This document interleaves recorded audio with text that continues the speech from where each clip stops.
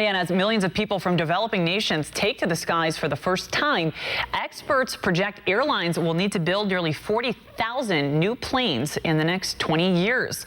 And so to fill that demand, companies like Boeing and Airbus will have to build more than 5 new planes a day. How many planes can you build in a day? 5 seems like a lot. Numbers are reportedly up 3.5% from last year, with nearly 2 out of every 5 planes heading to Asia. However, as fuel prices have fallen and interest rates are expected to climb, many airlines say they may continue flying the older planes instead of purchasing these new ones. Acura is recalling 2 of its vehicle models due to a problem with the automatic braking system. The automaker says the malfunction can cause a vehicle to brake for no reason, and that can, of course, increase the risk of a crash. This recall affects around 48,000 MDX SUVs and RLX sedans worldwide from 2014 through 2015. Acura says it has not received any reports of injuries or incidents in the U.S. due to the glitch, but the company will update the system software at no cost to owners. And as I said earlier, I swear I had this idea first. You probably think you did too. BMW is set to launch its newest car that can park itself without a driver. I came up with that a long time ago. This is a worldwide first, but some wonder, will it sell? Haley Platt tells us more. Numerous automakers are working on driverless cars, but BMW is ahead of the game as it's now selling one. Well, almost. Its new 7 Series is able to park itself. The driver uses a special key fob to activate the car's parking assistant. The car will use its technology, which is stereo cameras, which is radar, which is other forms of electronics that actually then will park your car in a garage, and therefore you don't need to be involved in that. The competition to develop autonomous vehicles is fierce. Audi, Mercedes and Nissan are all testing similar technologies. It's very, very impressive. It's a little bit disconcerting to totally take control away from yourself onto a piece of technology, but as a concept, as a total package, it works very well. Self-driving cars could generate billions of dollars in revenue, according to a new report by McKinsey & Company, and they say they could reduce the number of crashes in America by 90%. Over the months and the years ahead, this will progress further, so you will see the next steps that come with the vehicles that are being launched and will be launched in the months and years ahead. But maybe we're a long way off yet from the point where you are fully autonomous driving and you could, for example, read a book. Google began testing its self-driving car in California in 2009. It's not the technology that's holding things up. There needs to be a lot of legislation that needs to be passed. At the moment, that's not being done. None of the technology comes cheap. BMW's latest offering has a starting price of just over $80,000. American spending at retailers increases for the 3rd month in a row, and it's a sign that job growth is boosting sales across the nation. U.S. employers added more than 3 million jobs in the past year.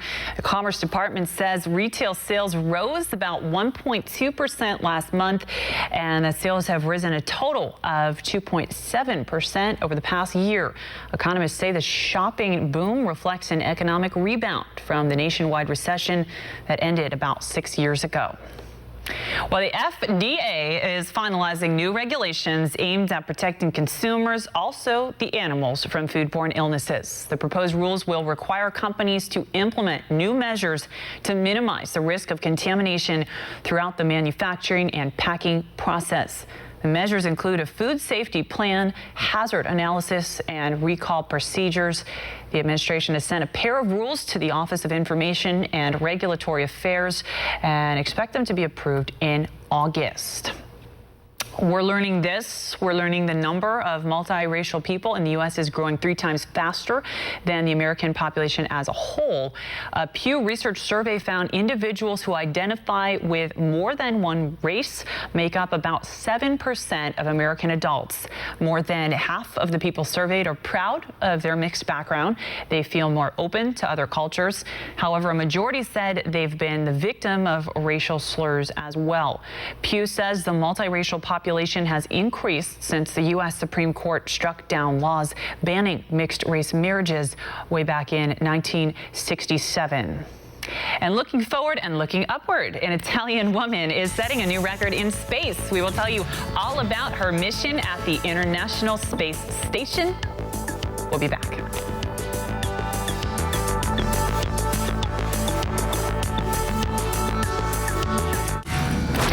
Hollywood is in mourning after learning today that legendary British actor Christopher Lee had passed away. One America's Pearson Sharp has more on the famed performer's life and a career full of creativity. Famed British actor Sir Christopher Lee passes away in England after being hospitalized for respiratory problems. The English actor, singer, and author died on Sunday morning at the Chelsea and Westminster Hospital in London. His wife kept news of his death private until all his family members and friends had been informed. Lee was a prolific actor, starring in more than 250 films and performing in a career that lasted nearly 70 years, beginning in 1946. Despite his age, Lee says there is nothing he'd rather do than act, and even said it helped to keep him young. You've got to keep active mentally, and then, the rest takes care of itself. And that's why I will never retire. Lee starred in a number of iconic films. In his early career, he worked in horror films like The Curse of Frankenstein, offering the low-budget movies his signature dramatic flair. He later gained fame as the villain in James Bond's The Man with the Golden Gun. Today's audiences are familiar with Lee as the villain in the Star Wars prequels and Saruman in The Lord of the Rings. He was knighted in 2009 for his services to drama and to charity. On news of his death, fellow actors took to Twitter, calling him a true legend, with friend and director Tim Burton saying he will be an enormous inspiration for generations to come. He was 93 years old. Pearson Sharp, One America News.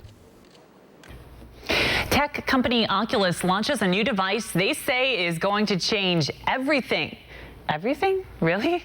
The new Rift virtual reality headset will give gamers the ability to immerse themselves inside a game. Look at that. The headset has two OLED screens for clarity and wide view, field of view, and has an integrated pair of headphones for 360-degree audio as well. After putting on the headset, users will be teleported to a completely different world. Speaking of being teleported to a completely different world, a little bit, an Italian astronaut just broke the record for the most time a woman has spent in space on a single mission. Samantha Cristoforetti spent 199 days on the International Space Station and just came back to Earth today. After landing safely in Kazakhstan, search and rescue crews helped the astronauts out of the Soyuz capsule and checked their condition. After a Russian cargo ship failed to launch, you may remember, in April, Cristoforetti and two others spent almost a month longer than they'd originally planned to do at the space station. The previous record holder was Sunita Williams, who spent 194 days aboard the ISS in 2007. Final story tonight, students at an Illinois elementary school are making a local celebrity out of their school janitor, all thanks to a viral photo. The photo shows him and his popularity among these kids, dozens of second grade students lining up to have their yearbook autographed by Steve Widener. Widener has worked at Allen Shepherd Elementary School for 15 years and has so far signed more than 300 yearbooks this school year. And what I love most about that story, kids don't care if you're the principal or the janitor. They just care if you're good to them. And that's what they remember. And I hope you remember that too. I'm Cassie Leuffin. Thank you so much for watching. Good night.